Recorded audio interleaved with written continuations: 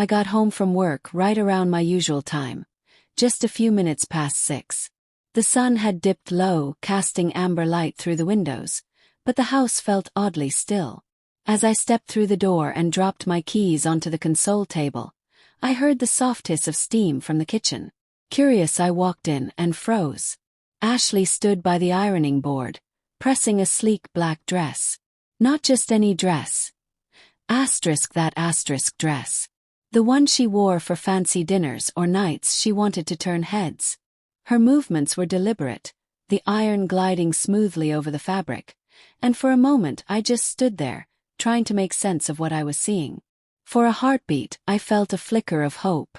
Maybe we had plans tonight and I'd forgotten. Maybe she'd planned a surprise. That possibility actually lifted my mood. I'd always loved going out with Ashley. She turned heads without trying.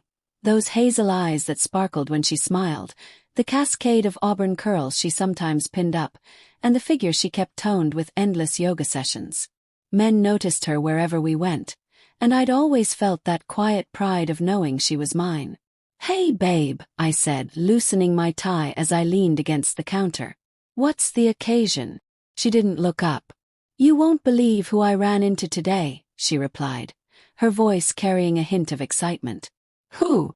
I asked casually, though something in her tone made my gut tighten. "Jake," she said, still focused on the fabric. The name hit like a sucker punch. For a second it didn't register. Then it did. Jake, her ex. The one who always seemed to linger like a shadow in the background of her stories. Her high school sweetheart. The guy she'd cried over during our early months together. He'd gone off to college across the country, and by the time we met, she'd still been tangled in his memory. I'd waited in the wings, playing the supportive friend until things shifted between us. We'd built something real, or so I thought. "Wow," I said, masking my unease. "What's he doing around here?" "He's in town for work. Sales rep now. Travels a lot."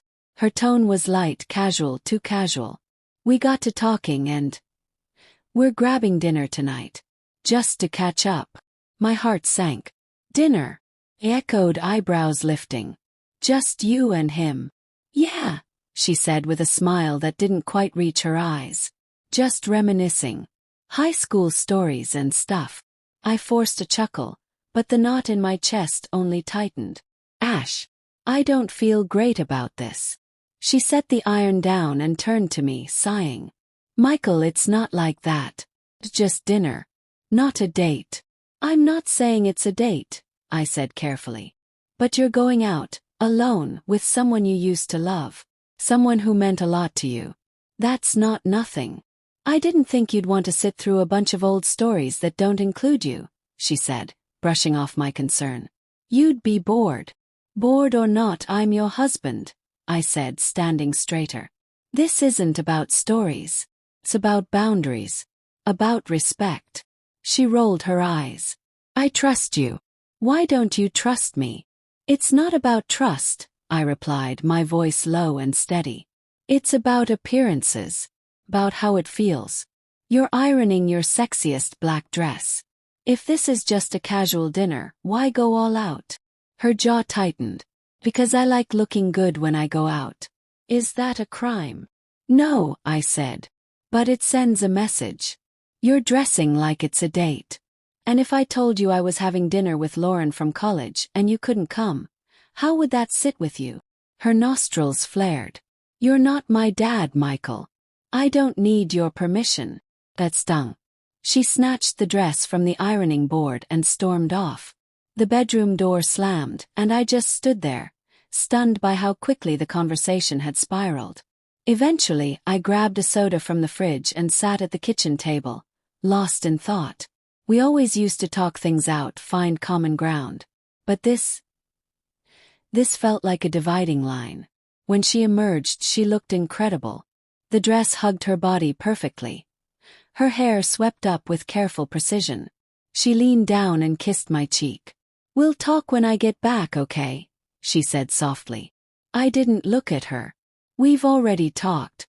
You've made your choice." Her smile faded. "I'm not sleeping with him, you jerk." It's dinner. Is it? Asked I, still on the soda can. She left without another word. That night I tried to sleep early. But the silence was heavy. My thoughts wouldn't stop racing. What were they laughing about? Did he still make her blush? Around 10 she came home. Showered. Slid into bed. Then whispered, "Hey babe. How about some makeup sex?"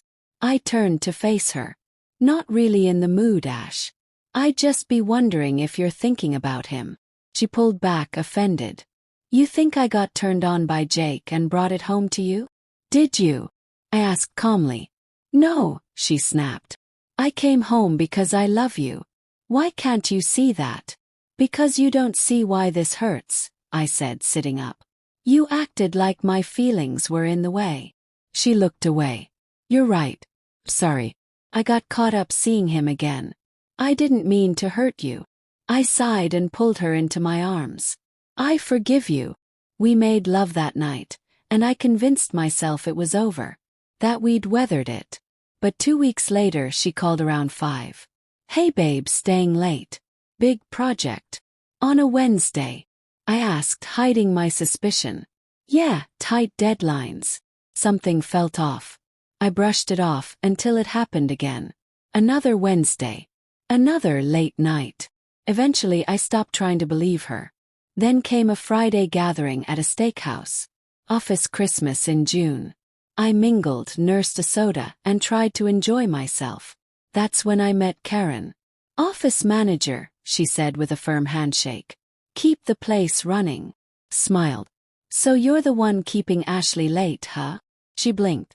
"What do you mean?" "Those extra projects," I said. "She's been working late a lot lately." Karen frowned. "Ashley?" "No, she hasn't been assigned anything in weeks. She stays late sometimes, but mostly to catch up after long lunches or personal errands." My stomach dropped. No projects, just long lunches. I managed a laugh, mumbled something about getting names mixed up, but my head was spinning. The next Thursday, I borrowed my buddy James's truck, parked across the street from her office at lunch. Watched her come out, hand in hand with a tall man. No doubt. They laughed. They kissed. They climbed into a gray sedan. Followed. They pulled into a cheap motel. No hesitation. No front desk. Like it was routine. I parked far enough to go unnoticed and watched her kiss him again. Slow, deep, shameless.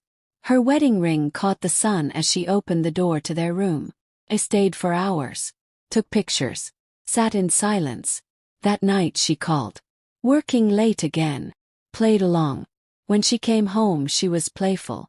"What's up, babe?" "Just busy," I lied. "Garage stuff." "Well, I might hand the project off soon," she teased. "Almost done."